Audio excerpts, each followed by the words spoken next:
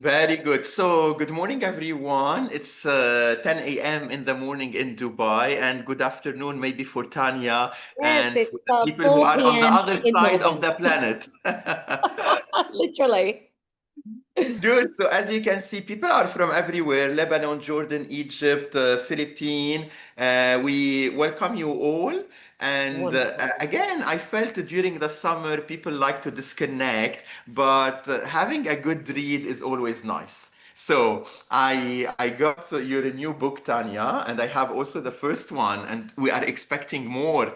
And when I read it, I felt that wow, it would be nice to discuss it again with all these educators, passionate educator, and invite you for a chat. It's not the first that we are meeting virtually. We did it Mm. 5 years ago during COVID, and again we met many times face to face. If I want to go back in time, maybe it was 2010, 2011, the first meeting. Do you still Yeah. remember? It was in India. It was in India, and then a trip to Dubai with Andrea. Let's say also hi to Andrea. Maybe she will be Yes. watching the recording. She's in New Zealand. She couldn't make it today, but again, a big hi to Andrea, the co-author of Leveraging Deep Learning Strategies and Tools for Assessment of Conceptual Understanding. So, Tanya, how has it been after the publication of the book? Yes, no, it's been wonderful. I think the book's been really well received, and I think part of that is because it's a very practical book. It's a book that talks about the research, but you can literally pick it up and go, "That is something I can do in my classroom tomorrow." And I Yes. think that's what teachers are really liking about it is the real practical side of the book, because it came out of a lot of research in schools. It wasn't just research up here. It was a lot of being in schools and trying things out and what works and what doesn't work. So far it's been wonderful. You see, the recent books that I'm reading these days in education, because I have also next to me Inquiry Mindset for Travel. This afternoon, we're doing a workshop around this book. You're including stories from schools, you're including, let's say, evidence, you're including the teacher voice in some books, the student voice. And this is really nice. So we're not just reading something that is very, again, high research. We're reading the combination of the research and the implementation. So this is also, again, a kind of a nice trend, right? Yeah, I think so. I think teachers, when I work with teachers, I mean, it's important that they understand the why, but what they always ask me is like, well, how do we do it? What does Mm. this actually look like in practice? And so I think the nice thing, as I said about the book, is it is full of lots of practical ideas. Throughout the book, we've put teacher voice in there, how they've connected to those ideas and how they've found working with them as well. Yeah. Very good. So I prepared on my side like 4 to 5 questions for this chat.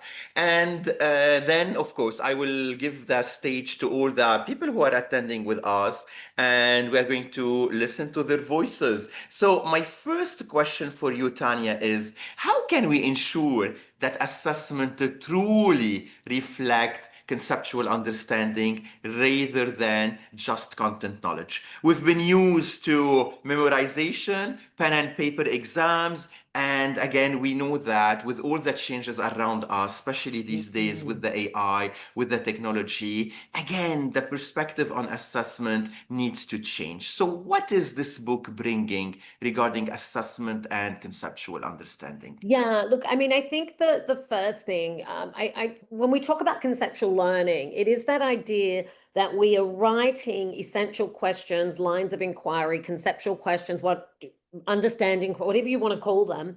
We're writing them in connection to our content. And I think what happens is people sort of feel it's either content or understanding.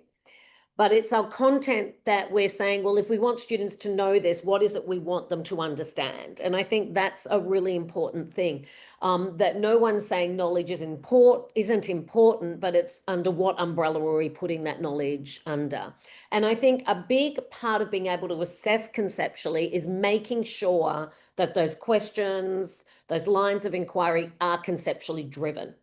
You can't assess conceptually if you're not planning and teaching conceptually. And Yeah. so the most important thing is that we interrogate that.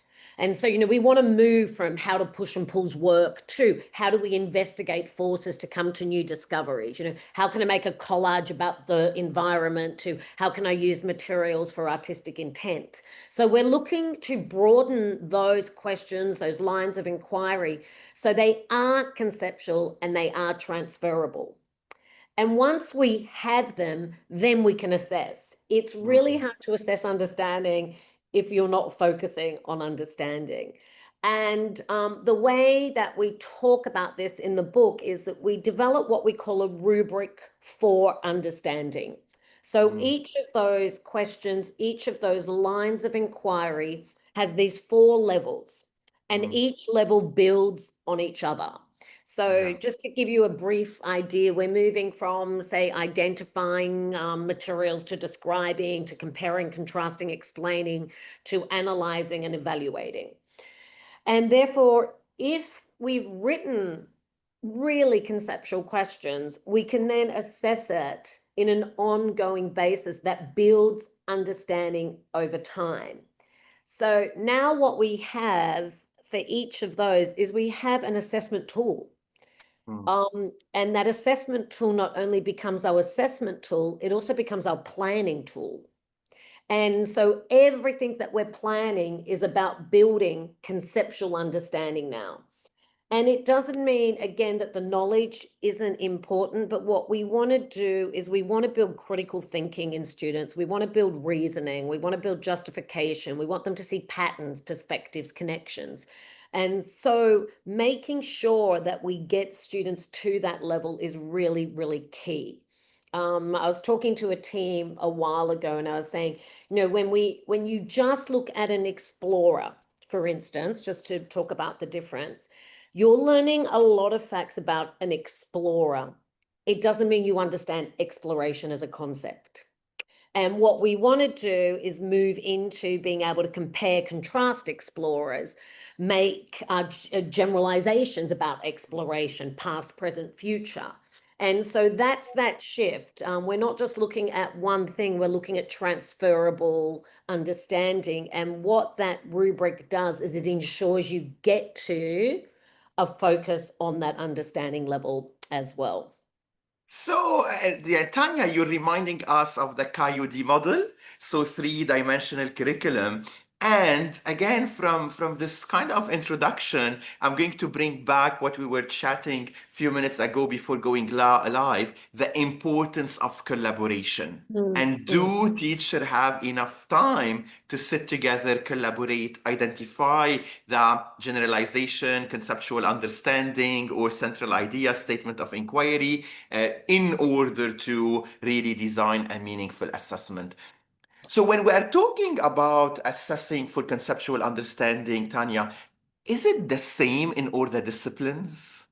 If I'm a Yes, PE absolutely. teacher, if I'm a visual art teacher, usually Yeah, we come and we say, it doesn't work in our subject. We're not the homeroom teacher. yeah. So what do you think? Yeah, no, absolutely. I work with a lot of single subject teachers. I work with some middle school teachers, and it's the same thing. You've just got to make sure that those questions are quite conceptual. So when we're looking at something like PE, you're not focused on the topic, you're focusing more on how do I develop technique for individual pursuits, for Hmm. instance. And then you can put that across levels, and then what that pursuit is what you're focusing on. And so it's just ensuring that those questions are conceptually driven and broadly written. It doesn't matter what subject area you teach. It's that idea of, when I say to teachers about that shift from content to concepts, the question is, why are you even teaching it? Hmm. Why are we doing this? Because if we can't answer the why, then we probably don't have a conceptual lens over it. Okay, okay. Yeah. Again, so bringing back this whole idea of concepts, maybe the micro one, the macro one, or in an IB language, the specified concept and Yes. the additional concept. Tanya, in the book, there is also a lot of emphasis on the learner agency, on Yes. student voice, on co-constructing the assessment with the student. So, what are the tips? What can you, Heike, share some secrets with the teacher who are watching now live or who are going to watch the recording later? Look, I mean, I think the whole idea really of conceptual learning is that students need to be doing the thinking. They need to earn their understanding, right? Mm, I can't make someone understand something. I can talk all I can about this, but you've got to make sense of it. And a big part of that is handing over the assessment to students. So they're doing the heavy lifting of that, not just us. And what you can do with that. So Jamie House, who I worked with at the Cow School, he's now moved to another school, but he spent a lot of time unpacking those command terms with his students. So when we identify, what do we do? When we describe, what do we do? When we explain and reason, when we evaluate. And what ended up happening in his class was the students co-created that rubric. And mm, so once it's been co-created by them, they can easily assess themselves around that. And so what we're doing is we're saying to students, well, what is evidence that you have that shows that you're meeting these levels? So our role, of course, is to check in, and we've got our assessment, but it's that idea of we're making it visible, we're talking about it all the time, so students really understand it. I've just been working with a school and it's their first delve into this idea. And we talked about having the rubric up as a class, and every time different students did some learning, talking about, well, where do we think that fits along the continuum? And then, of course, once we have that, students can then take it forward. What I like to do is I like to put students in critique groups of about 3, and okay. they have that rubric. They've got it there, and they've got those 4 levels. And whenever they think they've got a piece of evidence, they have to go and talk to their critique group. And they Mm, have to say, do you think this meets this level or not? What do you think? What do you think my next stages are for my learning? And so they're taking that full responsibility. And so it's moving away from this idea of just us to actually handing it over to students and having faith that they'll do it. It doesn't mean we're not checking in. But what schools have found that students have really been far more motivated because they're taking a lot more responsibility for that. They're making decisions also about when they think they've met that. So it's almost like mini goals, if you like, along the way. And I think that's a really, really important part about assessment, that we need assessment capable students, and we need them to be self-adjusters. So in the book, there's a lot of examples of how teachers have done that. Craig Dwyer from Ishmik, he has it up on his wall and puts tons of different work that connect to those levels as well. And so you're always thinking, how can I get students involved in this? How can they do the heavy lifting in the assessment? very good. I will pick directly Nathalie's question. Nathalie is currently in Lebanon, and Nathalie is saying, do we co-construct from grade 4 and above? What about the lower primary, Tanya? What kind of tip are you going to share with Nathalie and everyone? Yeah, so for lower primary, I was just working with a team that teaches 5-year-olds, and we talked about those words and using them across the subject areas. So their first delve into the words was going to be with shapes. So let's identify the shapes, let's describe the shapes, let's explain where those shapes are in our world. And so you're helping students understand that and using that language again and again. And so they were going to put that rubric into very simple I can statements Mm, and talk about it with the students all the time, talking about, well, where do you think you are? They were also looking at doing it visually. And so again, we can have young children involved in this. They can take responsibility. It just looks a bit different, but it's the same concept and the same idea. The more we're using that language, the more familiar they become with it. You know, what does it mean to compare and contrast shapes? What do we do there? You know, True. and then it's just becomes the norm of it becomes the language of the learning. I totally agree, Tanya, because also I receive um, the comment when I try to do a self-assessment in a workshop because I'm modeling how to embed self-assessment, and the feedback that we get from the teacher, oh, the student, they are going always to say they are better or they are at the top if we are using a blob tree or any kind of self-assessment. They are always going to say, oh, we're on the green side.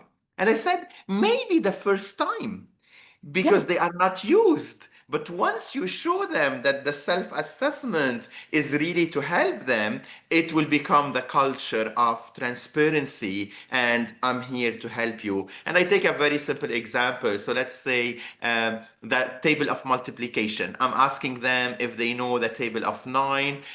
From 1, I don't know, 10, I really know it very well. And if a student put number 10 and he's not really number 10, and you give him a challenging exercise, he's going to say, "Oh, I cannot do it." Then Yes. you're not the 10. You need some help and you need some extra Exactly, support. Yeah. exactly. Absolutely. And I think that's where with younger children in particular, that shared moderation of the learning, where you're Mm. saying, well, where do we think so and so's example fits along our rubric? Do we think they're here and here? So the more you talk about it, the more they understand it, the more they're exactly as you say, less inclined to say, I'm here, because it's being made a lot clearer. Yeah. Very good. A lot of Give them a interesting, task. yes, a lot of interesting question in the chat. I'm keeping them again, as I said, for the next half of this discussion. And I would like to unpack with you this whole idea of challenges. Like moving from a traditional assessment, pen and paper, every month we have a quiz, every 3 months we have the exam. And again, in the Arab world, I'm not sure if it exists in other countries, we stop everything, Tanya. So you have a specific schedule, we have exams, you come to the school only from 8 to 10, you do your exam, and then you leave early home. And suddenly it's like the whole learning stops because we Yeah. have exams. So Ghada is saying I can relate to that. So, what are the challenges in the move and in introducing the new approaches, the conceptual assessment, the authentic one, and the relevant one, Tanya? Yeah, look, I think the challenges, I think you just nailed it, really. It's systems in schools.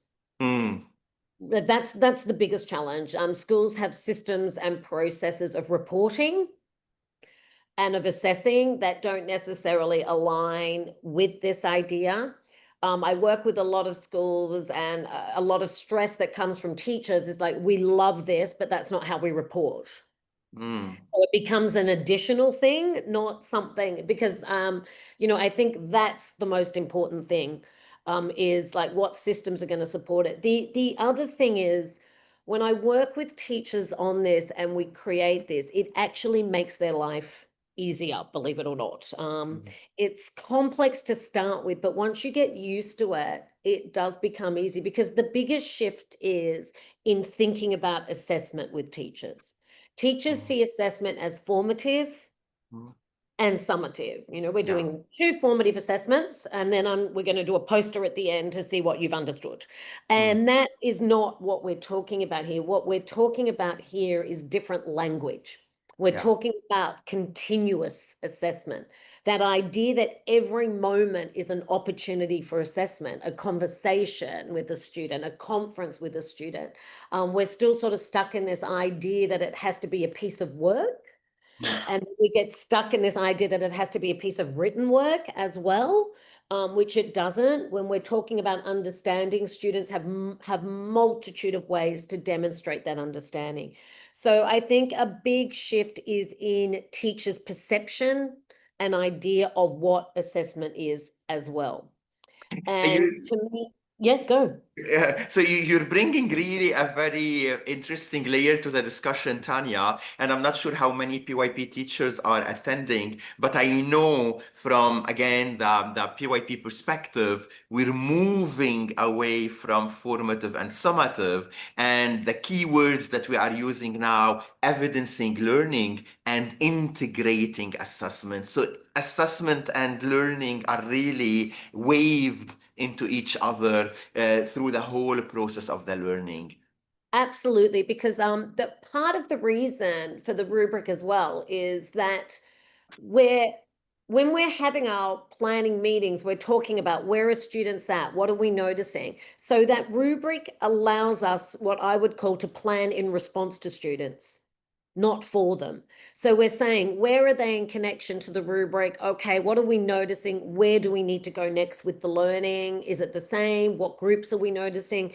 And so we're moving away from this idea of just planning to being very purposeful and very intentional with what we're planning, because we're planning in response.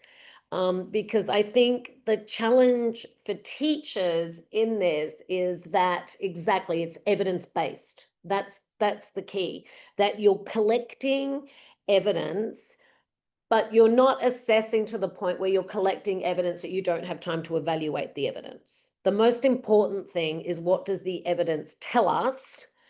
Therefore, what do we need to do next? And I think that's really, really key. That's a big part. And teachers are quite good at collecting work samples. They're not very good at tracking where a student is in connection to them. So it's that idea of, here they are along the rubric. What are we noticing? Who am I missing out on? Who needs more help? And so, yeah, that would be a big Good. part. Again, a lot of interesting question in the chat, and I would like to continue this discussion with you, Tanya, about this whole idea of we are used to the backward by design. So we sit during the collaborative planning, and then okay, we need to reach the summative assessment, this performance task. Let's do everything to reach to the performance task. What we are bringing in this discussion is also the whole idea of the forward thinking, and then it's the idea of, yes, we planned what's happening at the end, but at the same time I need to adjust my planning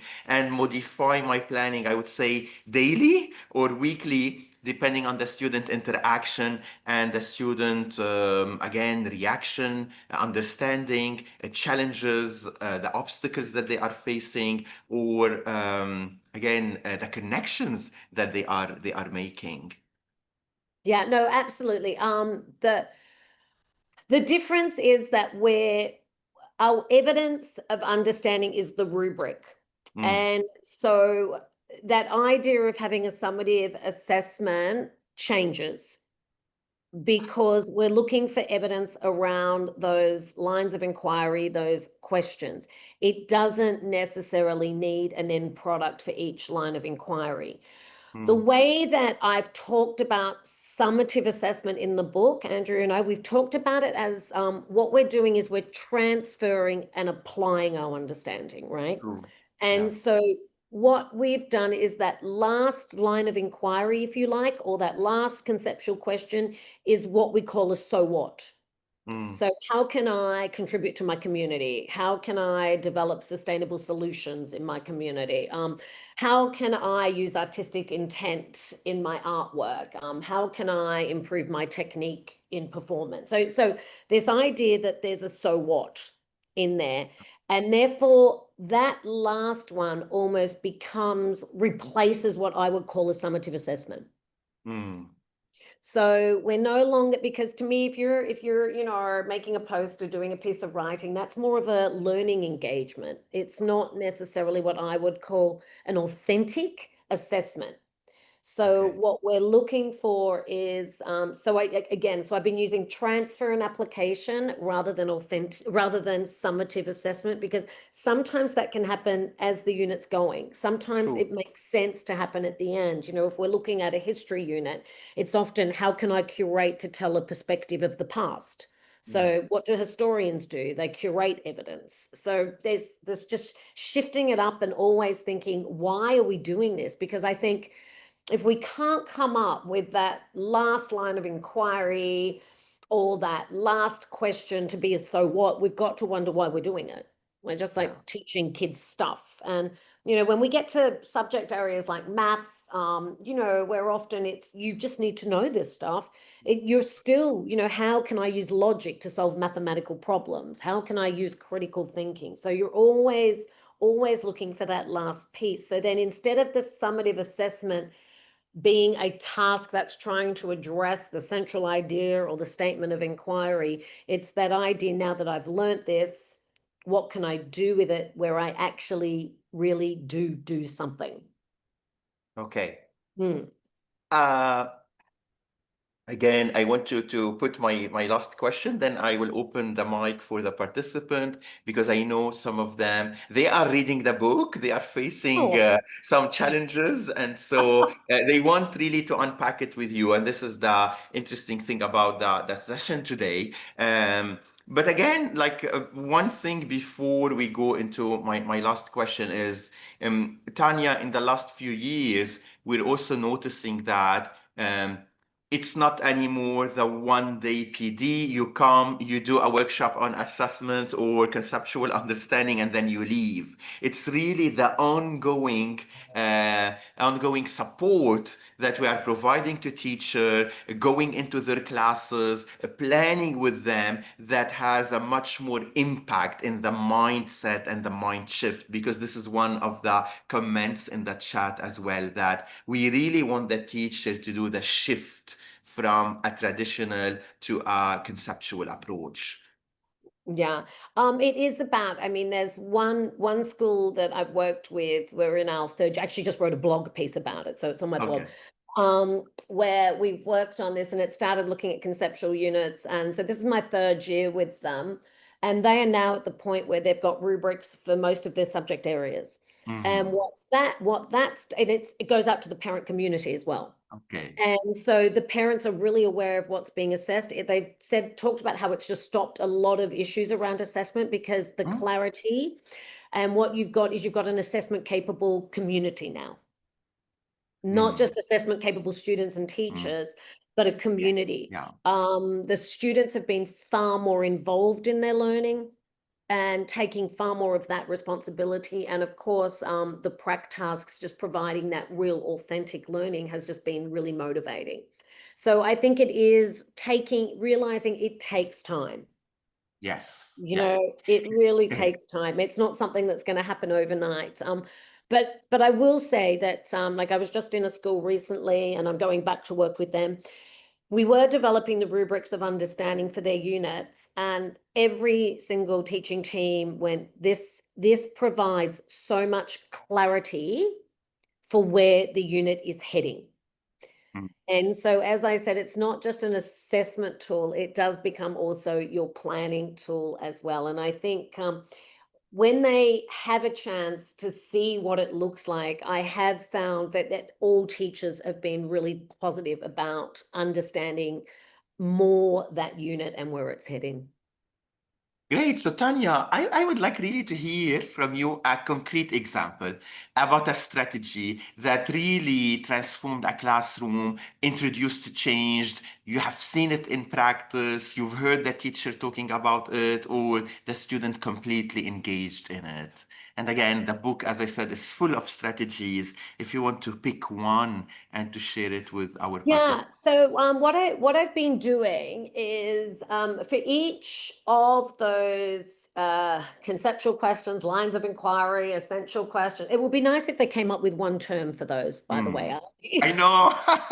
But now these But days when I go to workshop, I put all the terminology, you know?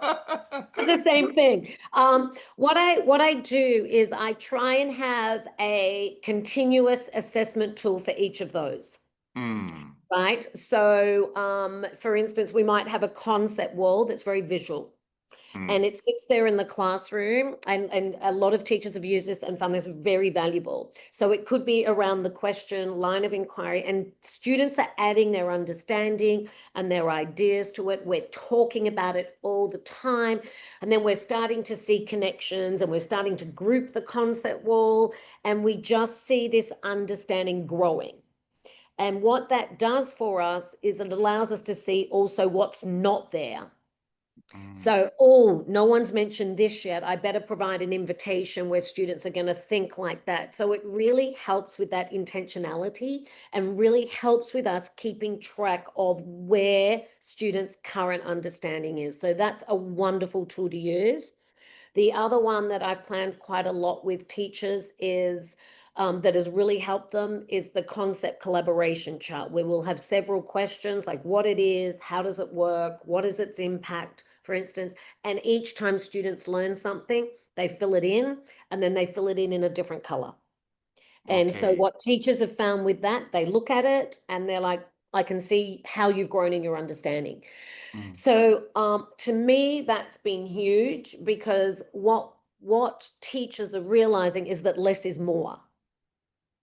That we don't need 5,000 billion different thinking routines. It's just that idea of, what is it we want students to understand, what's going to be a really good tool that they can revisit to make their learning visible, that they can share with others. So again, as a class, we're learning from one another. So I think that's teachers have found that really valuable, to be able to see a growth of understanding without having 5,000 different strategies to do it. I love this comment because, again, in many workshops, Tanya, I'm sure we are bombarded with questions. We need strategies, we need strategies, we need strategies. And usually I say, like, the strategies, let's say we can count them. It's not like an infinite number of strategies. We know there is a bank for the visible thinking routine. We know there is a bank for strategies related to inquiry. But then it's not the number of the strategy, it's how you are introducing the strategy and making sure that the student, they know how to use it and how it's helping them in the learning journey. Absolutely. And it's that idea of it's when we think about those continuous assessments, and as I said, I usually just have one for each line of inquiry. It doesn't mean we're not doing other engagements, and Ooh. everything's an opportunity for assessment, but it does just allow students to revisit it, to think about I used to know this, now I know this. So we've really got to think of that as, is it another teacher? Really, that students can collaborate, they can see perspectives, they can learn from, they can add to. But that, I think, has been for teachers really powerful. As you say, that idea, it's not about 1,000, and it's about getting really good at them too. Yes, So yes. once you've done it once, you can say we're doing a concept collaboration chart, and kids are like, know what that is. And so I think having one continuous assessment tool for those lines of inquiry and essential questions has been really powerful. Okay, so if you just joined us now, we're discussing Leveraging Deep Learning, the new book published by Tania and Andrea, and it's full of strategies about assessment for conceptual understanding of conceptual understanding. The groups, they have some question here, and if you are able to open your mic, so you will be able to do that, and I will be giving you the permission. And so we are going to start with Ghada. Ghada had plenty of questions. So Ghada, if you are able to unmute, go ahead, unmute, and let's listen to the first question from Ghada. If you are not able to unmute and you prefer to write your question in the chat, go ahead. The mic of Ghada is open, which means she can talk. Ghada, go Good ahead. morning. Good morning, Ali. Good morning, Tanya. It's a pleasure Good joining morning. you. I have to really thank Ali because I didn't occasionally decide on spending the summer reading a book, but once he started the book club, I'm like, okay, I have to get this book. And the funny thing is that I ordered it in Dubai and then it didn't come before I left back to Egypt. So my husband got it. That's why I'm only in chapter 4. I didn't have time to finish the whole book. But my question is, to cut it short, is that when I'm a PYP coordinator, and every year you have your novice PYP teachers. So I want your opinion, Tanya and Ali, because Ali just did an incredible workshop on conceptual understanding as well. When would it be advised to reach this level of deep learning with the teachers when some of them still are novice about how to create a central idea and how to make it more conceptual and how to reach level 2 central ideas? and to teach, like you said, not content, but concepts? So that's my question. Yeah. Beautiful, beautiful question. So, new teacher, it's the season. We are back to school. We need to train Yes. them. We need to prepare them. So, Tanya, any advice?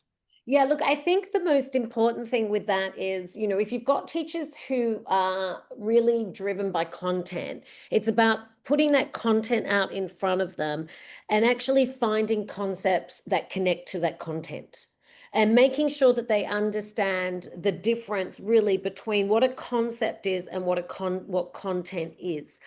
Because developing, what you want to do is you want to make sure when we talk about conceptual learning, the concepts are the language of the learning. So even if they're not writing amazing lines of inquiry or amazing central ideas, those concepts that you're saying are important for that unit should be within them.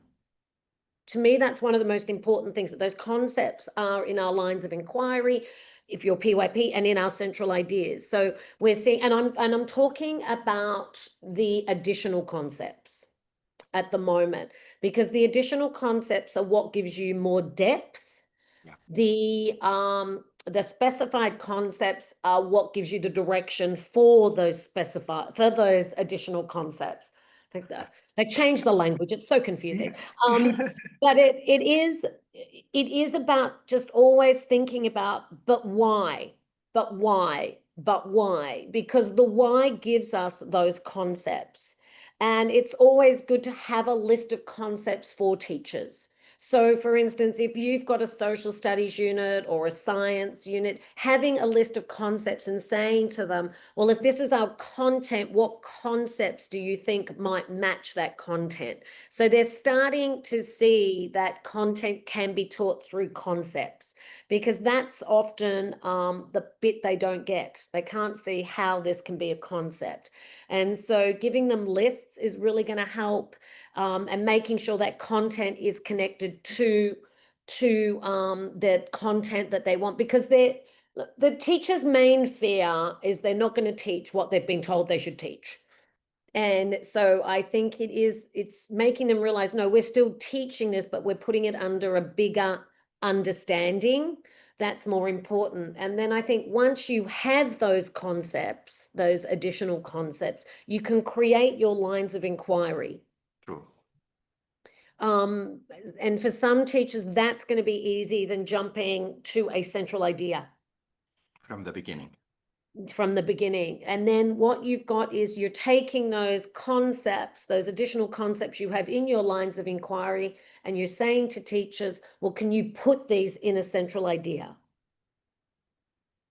Does that help? A sentence with a Put it strong in a, verb, because like a also generalization. many times I'm seeing like central idea without verbs, and it Yeah. becomes a kind of a title. So let's pay attention to that. My recommendation for you, Ghada, is the other book of Tania and Andrea, Taking the Complexity Out of Concept, because again, this book really gives beautiful steps on how to design central idea and how to develop those with beginners, right, Yeah, Tanya? and especially taking it from the content piece as well. But Yes. it goes from kind of content to concepts to lines of inquiry and then to central ideas. Whereas if we're asking teachers to create a central idea or a generalization straight away, they don't know what the unit's about. They don't know those concepts. They haven't had a chance to unpack that. So I hope that helps. Good. So, yeah, thank you, Tanya. And again, Ghada, she shared a kind of a yes, and I will order the other book. So I put the name of the book in that chat. Hopefully, it will reach on time this time. So, Lena had a question. I'm not sure if Lena is able to open her mic, Lena Jarudi, and a question that will take us to the early years, Tanya. Hi, Tanya. Hi, Ali. Hello. Thank Hi, you so Lena. much. Thank you so much for this great opportunity. Yes, all throughout my time reading the book, I was thinking about the context because this is where we are. I'm the PYP coordinator at an early years. I'm thinking how much can we apply all of this, how doable it is. And one of the main questions I had in my mind is that we tend to spend a lot of time collaborating to create the summative assessments for our units.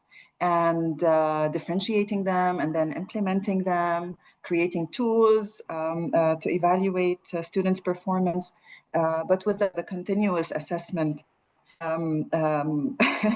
Is it, are you implying that like now throw these away or rely less on them and maybe use, is it okay for us to use a variety of assessment strategies rather than just really spend too much time on the summative assessment? Can we not do summative assessment? That's what I'm trying to ask.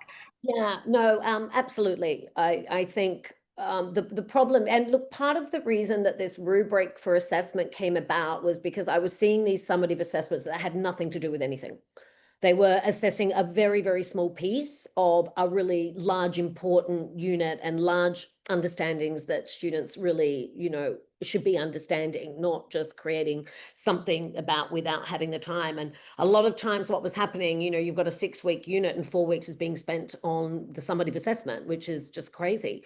So it has shifted that idea that we're not, by assessing the lines of inquiry, we are assessing the central idea. I think that's what people were thinking, but we've got to assess the central idea. There's nowhere that says that. You've got to assess conceptual understanding in the PYP. And so it does, it moves away from that idea of having to have this large summative assessment. And instead, what we've been doing is we've been putting that type of assessment in the last line of inquiry. So it's no longer an add-on where we're having to think crazily about what this is. We're putting it in there.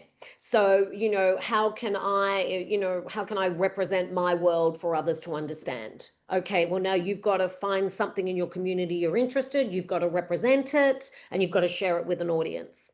You know, how can I use my understanding of forces to create and innovate? Well, now that you've learned about forces, you've got to create and innovate using them. And what we've done is we've adapted Wiggins and McTighe's GRASP's task, and we've called them PRAC. So purpose and context, role, audience, and criteria. And that PRAC is given to students at the start of the unit so they know this is what they're doing. And honestly, I think that's been such a big shift because kids are motivated. They're just like, oh my gosh, we're going to be doing, and they're doing, this is authentic. They are actually doing tasks. You know, if we're doing a unit in structures, how can I create a structure for a purpose? So students will make a structure. This isn't just planning, this is planning and doing. And a lot of it is very action orientated. We're not going to wait for action to happen. We're going to put it in a line of inquiry and expect you to do something.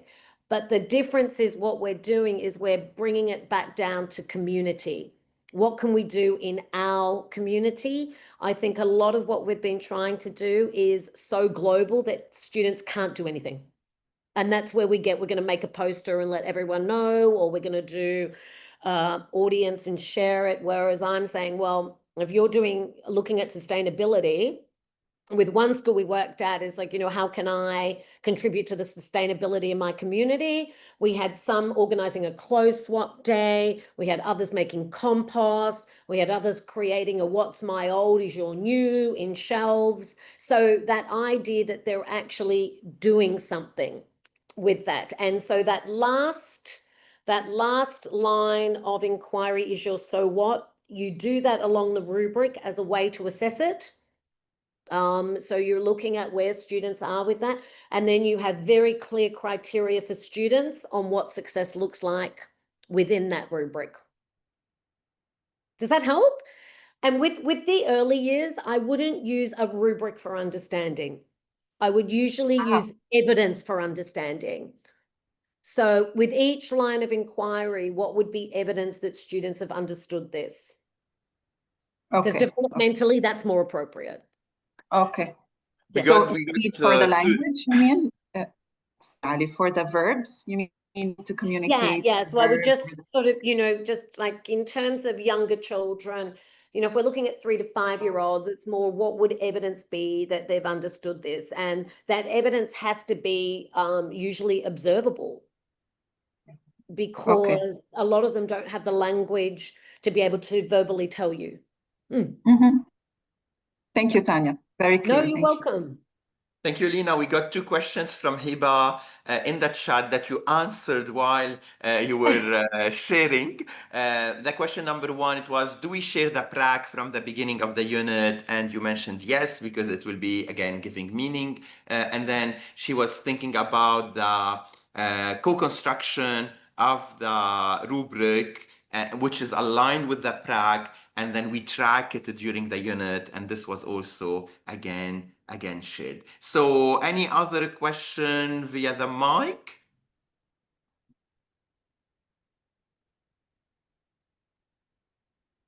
We have one more question before we wrap it up. Garima, she wrote something in the chat. But I'm not so, it shouldn't be rubrics, but should be evidence. Okay, so in early, yeah, so we're not really highlighting the focus on a rubric, but you're focusing on an evidence in early year, right? Yes. Yes, but it's still evidence of conceptual understanding. Yeah. Look, the most important thing for the early years is that your units are incredibly broad. But Good, Tanya, the Hiba. teachers, sorry, Adi, the teachers have to create the rubric for themselves. No, not they're even. looking at, no, I wouldn't in the early years. I think for the early years, we tend to look at it through evidence of understanding. How will we know students have understood? What will we observe them doing? Okay. Good. Thank you, Lina. Hiba, I think we will be wrapping up with the Hiba question. Good morning, Hiba. Good morning, Ali. Good morning, Tanya. Thank you for this webinar. It's really helpful.